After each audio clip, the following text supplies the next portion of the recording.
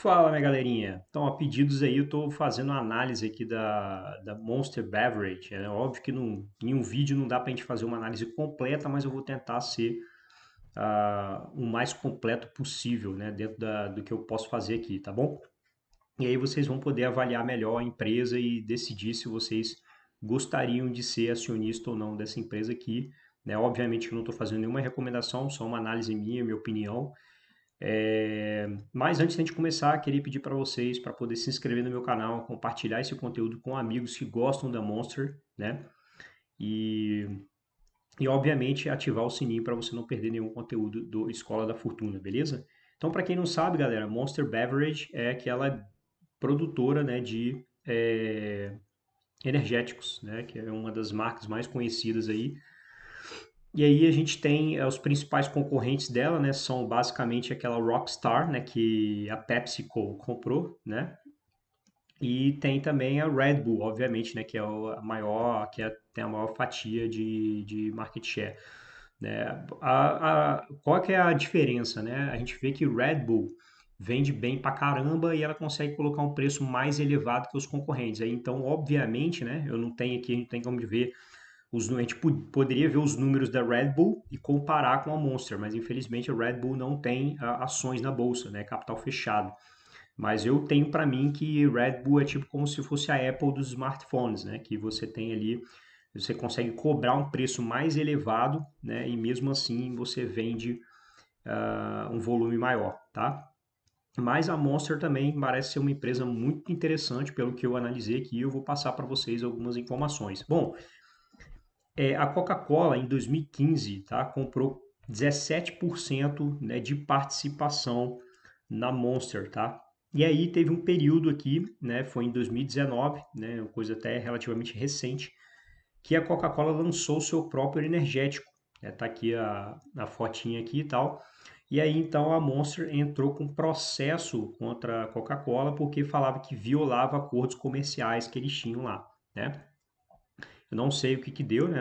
Talvez nem tenha acabado esse processo ainda, mas o fato é que esse energético não incomoda, né? Não incomodaria a Monster, é, os reais concorrentes mesmo dela pesados são outros, né? Que a gente já acabou de citar aqui, tá? Então, pô, nós temos aí uma empresa que tem uma empresa que é um monstro, né? Um verdadeiro monstro por trás, que é a Coca-Cola. O setor de bebidas, pessoal, é um setor que cresce muito pouco ano a ano, né? A Coca-Cola, eu até abri aqui os números da Coca aqui no site macrotrade.net para vocês verem que a Coca, né, praticamente aí não tem crescimento de receita. Então, ela, apesar dela sempre fazer aquisições aqui e acolá, né, ela não consegue crescer mais, tá? Né? Não consegue crescer nem a 5% ao ano, que é a média de crescimento que vem esse setor.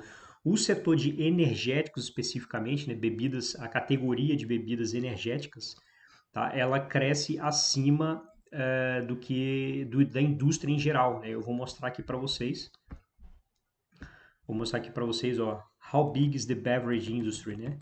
E aí é que vem mostrando a evolução de 2018 até qual é a expectativa, né, do tamanho global de indústria de bebidas. E aí, obviamente, inclui tudo, né, bebidas alcoólicas, não alcoólicas e tal, e tudo mais. Então ele vem falando aqui que o CAGR, ou seja, a média de crescimento, né, dos últimos anos tem ficado aí em torno de 4%, tá?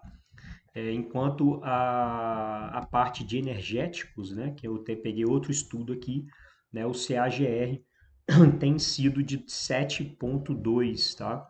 E aí você tem que o mercado global, né, de energy drink é 57, foi de 57 bilhões de dólares em 2019, né? Então, vamos fazer então qual é a fatia de mercado, a gente consegue calcular facilmente aqui qual é a fatia de mercado que a Monster tem, né? Vou pegar aqui os números, eu tenho o report aqui da Monster aqui, ó, aqui tá vendo isso aqui, vamos ver quanto que foi o faturamento dela aqui.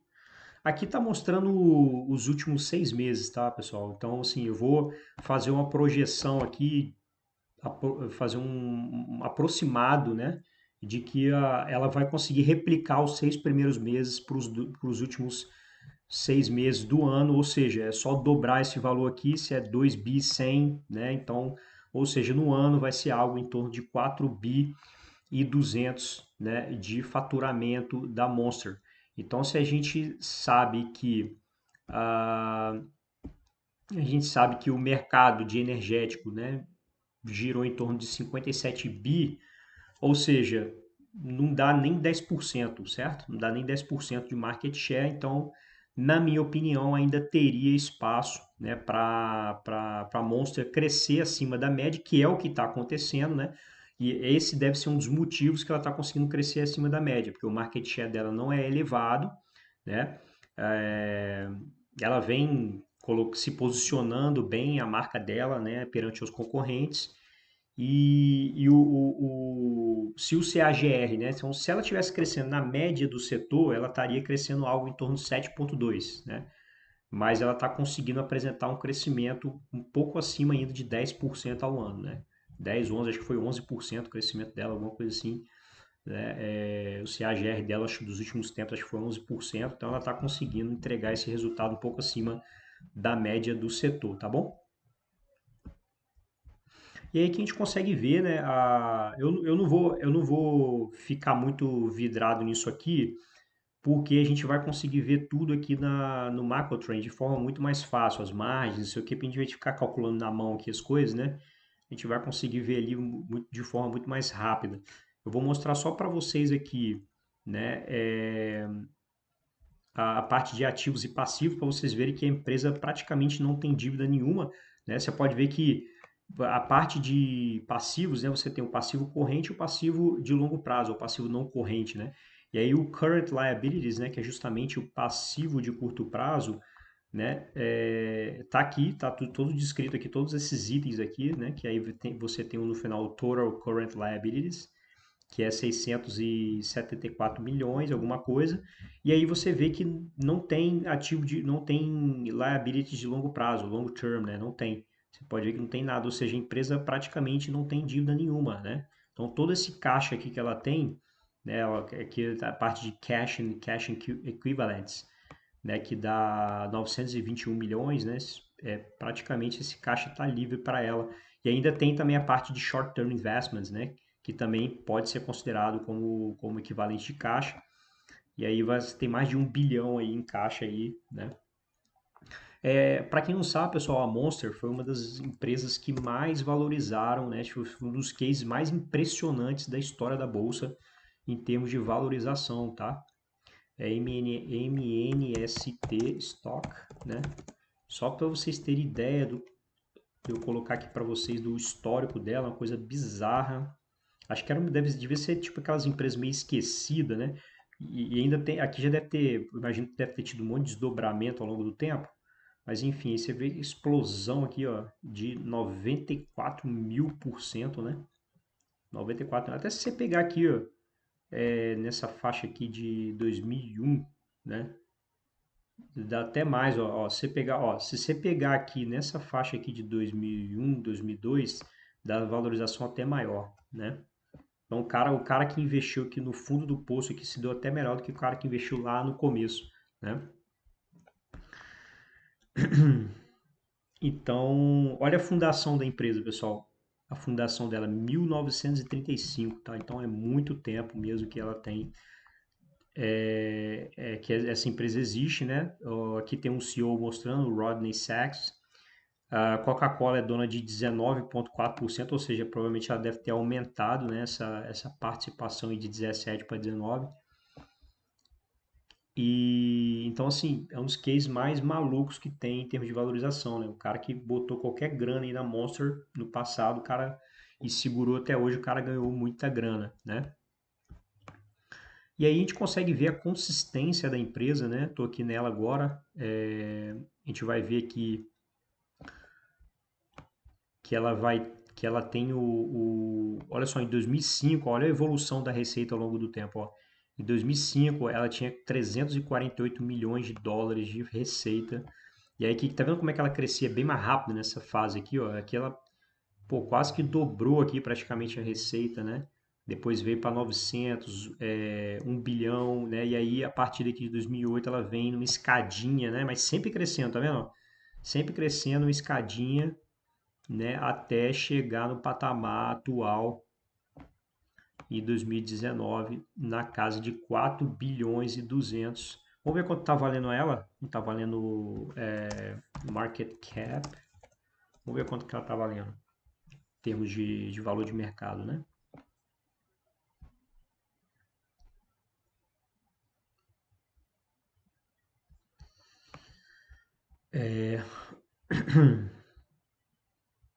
Não está mostrando o market. Aqui, o market cap, 44 bilhões, tá? 44 bilhões de dólares, né? Então, se ela está gerando aí mais ou menos uns. Vamos fazer os cálculos. Ali no cálculo, ali na Macro Trends vai mostrar, mas ela está sendo negociada 10 vezes para a companhia de bebida, na minha opinião, é um pouco exagerado, né? Se a empresa vale 44 bi, ela deve estar aí sendo negociada 10 vezes a receita anual, né? Deixa eu só confirmar aqui para ver se está aqui esse valor mesmo no Macro Trends.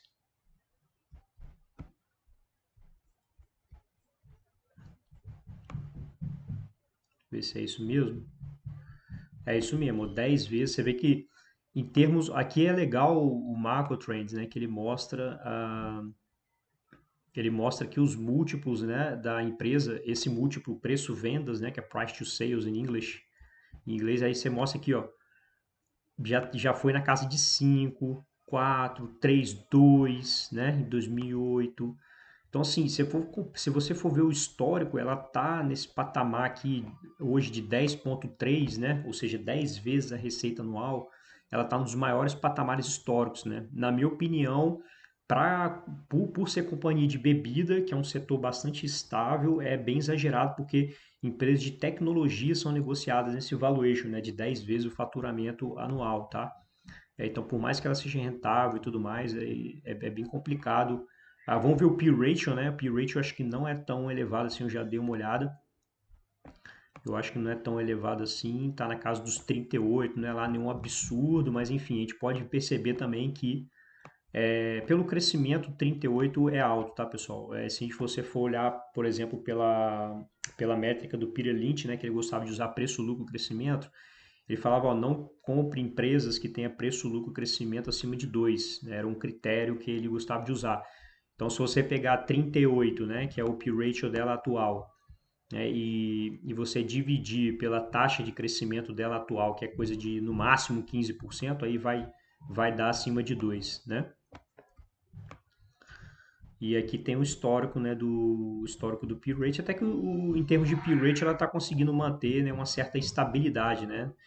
Como esse setor, pessoal, não é um setor hot, né, que o pessoal fala, tipo assim, que chama atenção e todo mundo, né, igual hoje em dia, carros elétricos, cloud computing, né, que todo mundo quer comprar, ninguém quer ficar de fora, né? O setor de bebidas é um setor que não é hot, é um setor que ninguém, tipo, não tem muito interesse pessoal, né? Então, e dificilmente uma empresa fica muito exagerada, né? Um setor que dificilmente fica muito exagerado. Vamos ver em termos de price book, né? Ou seja, quantas vezes o valor patrimonial, né? E aí a gente vê aqui, ó, 10 vezes o valor patrimonial, né? Mostrando mais uma vez que ela está sendo negociada relativamente assim, como se fosse uma empresa tech, né? E aqui o fluxo de caixa livre, tá vendo? 39 vezes o fluxo de caixa livre pelo crescimento, né? Isso aqui é a métrica preço fluxo de caixa livre, tá, pessoal? Você pega o preço da ação e divide pelo fluxo de caixa livre por ação, né? E aí deu 39, bem próximo aí do que é o preço lucro, né? E aí você consegue ver também as margens ao longo do tempo, né? Vamos ver como é que tá a margem operacional, margem bruta, né? Tudo aqui mostra. Olha a margem bruta como é que evoluiu, né?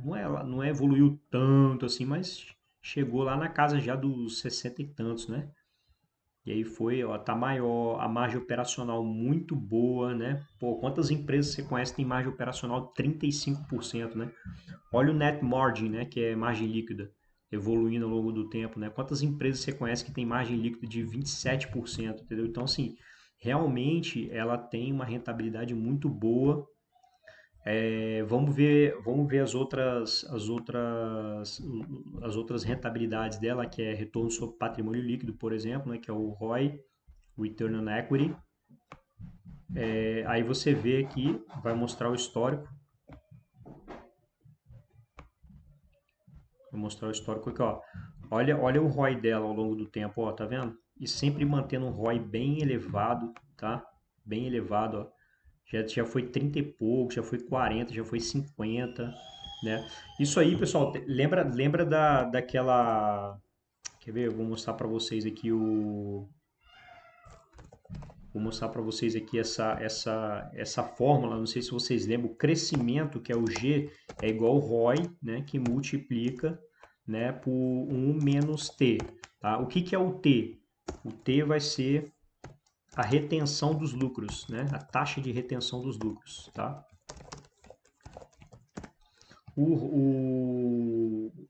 E aí, no caso, o que acontece? Quando você tem uma empresa com ROI alto, tá? Que no caso a Monster tinha lá, a ROI chegou a ter ROI de 40 e pouco, 50%. E aí você tem também uma taxa de retenção, né? No caso aqui, pessoal, na verdade, a taxa de retenção já é um 1 menos T, né? 1 menos T, tá? Se você pegar só o T, na verdade, ele seria um payout, né? Seria o payout, seria o quanto ela paga de dividendos. E 1 menos T, obviamente, é o que ela está retendo, né? Então, quanto mais uma empresa retém lucros, né? E quanto maior é o ROI, você junta essas duas coisas, o crescimento é explosivo, né? Então, ela, obviamente que com um ROI alto, né, e retendo bastante lucro, ela tinha um crescimento maior, né? Ela conseguia apresentar taxa de crescimento maior. E aí hoje em dia o ROI já não está tão alto assim, mas ainda é bem alto, né? E aí teria que ver a questão do quanto que ela está retendo, né? Teria que ver, eu não cheguei a analisar, mas teria que ver quanto de payout ela está tendo e quanto que ela está retendo na empresa para poder crescer, né? Esse ROI é muito bom para continuar com uma taxa de crescimento interessante, mas ela precisa reter alguma coisa para fazer aquisições, sei lá, alguma coisa do tipo, né, e continuar crescendo. Aqui tem também o retorno sobre investimento, né? Também, se eu não me engano, também é alto também. Vamos ver aqui. A internet está meio ruim. Ah, não tem essa informação, pessoal. Tá com algum problema no site aqui. Às vezes eles não mostram mesmo, né? Essa informação. A dívida a gente já viu, né? Que a dívida é de boa e tal, é tranquilo. Esse aqui eu gosto de ver muito também, a evolução da receita dos lucros, né? Revenue e Profit. Né? Você tem aqui, olha só como é que é a empresa, ó, a escadinha, pessoal, ó, escadinha, ó, sempre crescendo desde muito tempo atrás, né? Crescendo sem parar.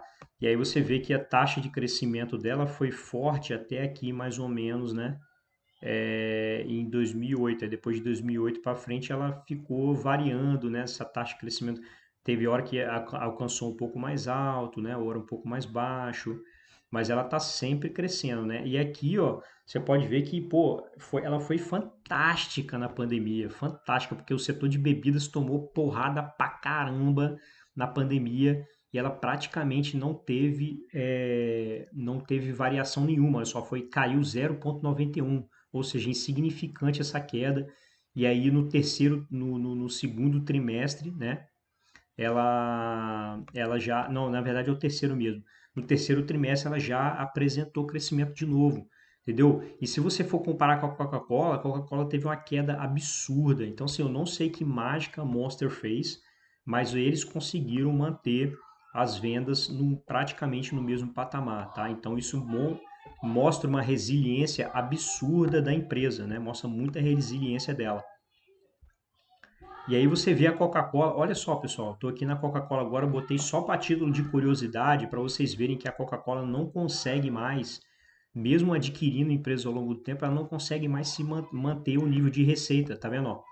Daqui, ó, olha só, vai caindo, caindo, caindo, caindo todos os anos praticamente, ó, essa barrinha vermelha significa decréscimo, né? Quando a barrinha está verde, está crescendo. Então, a última vez que a Coca apresentou um resultado significativo em termos de crescimento foi em 2011, né? E aí daí em diante, ó, só vem, olha só como é que a evolução da receita só vem caindo, ó, caindo, caindo, caindo, caindo, caindo, né? Saiu lá da casa de 47 bi né, para os atuais 33 bi.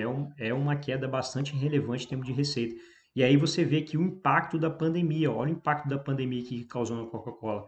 É uma queda de quase 30%, né, do trimestre em relação ao mesmo trimestre de 2019, tá?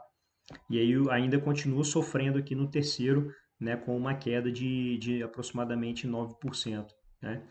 Então, tá vendo? Assim, a Coca-Cola, pessoal, também tem assim números impressionantes em termos de rentabilidade e tudo mais. Se você for ver as margens dela, né, são muito boas e tal, né? Pô, olha aí, ó, a margem líquida, né, na casa de 30% praticamente. Então, assim, ela é sensacional em termos de rentabilidade, mas praticamente não retém caixa, não retém mais lucro nenhum praticamente, né? Todo o lucro que ela tem praticamente ela distribui e como ela tem um valuation elevado, né, acaba que o dividend yield dela é muito baixo. É o mesmo caso da Ambev, né? Muito parecido com a Ambev, é uma empresa que tipo não tem mais o que fazer com tanto dinheiro e aí distribui o caixa, só que esse caixa só é válido para o acionista do ponto de vista de rentabilidade, né? Quando o preço está atrativo, né? Uma vez que o preço da ação está lá nas alturas, né? Como o dividend yield é dividendo dividido pelo preço, se o preço da ação está muito elevado, ela não, por mais que ela distribua o caixa todo, né, aquele lucro todo que ela vai tendo,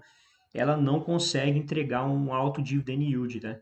Então, assim, a Coca-Cola para mim perdeu total sentido em termos de investimento, porque ela não consegue nem manter a receita ao longo do tempo, ela está perdendo receita, né? Como eu mostrei para vocês aqui. Né? Apesar de continuar, tipo, vantagem competitiva dela ainda está aí, né? É uma empresa que ainda consegue cobrar mais caro pelo refrigerante dela e as pessoas continuam comprando. Né, a bebida disparada, mais bebida não alcoólica disparada, mais tomada, né? E por aí vai, tá? Mas assim, não tem nem comparação. Eu preferia muito mais investir, mesmo com a Monster, com valuation mais elevado, eu preferiria muito mais investir na Monster, né, nesse momento, do que investir na Coca-Cola, tá? E aí olha só o retorno sobre o patrimônio líquido da Coca, absurdo, né? Absurdo, 40 e tantos aí por cento aí, o retorno sobre o investimento, vamos ver.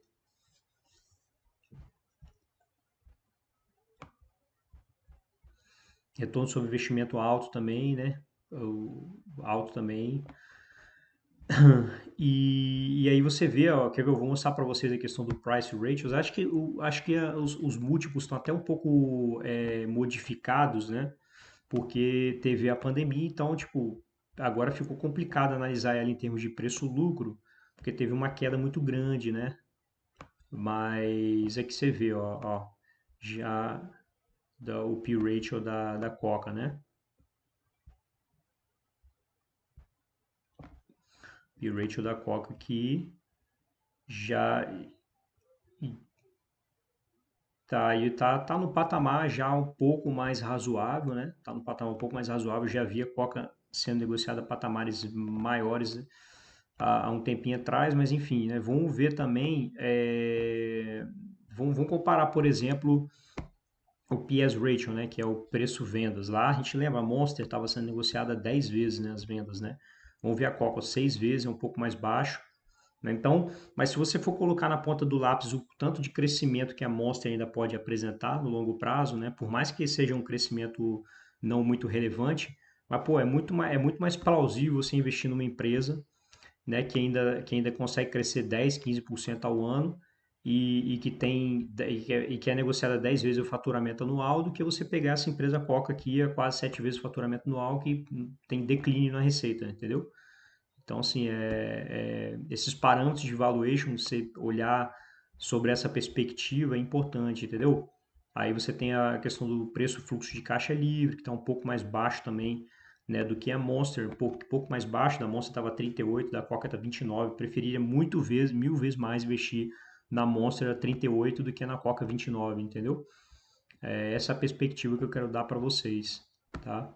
E o price book, né, que é o preço PVP, famoso PVP no Brasil, né? Tá na casa de 10 também, que é mais ou menos o que tava lá a Monster lá, tá?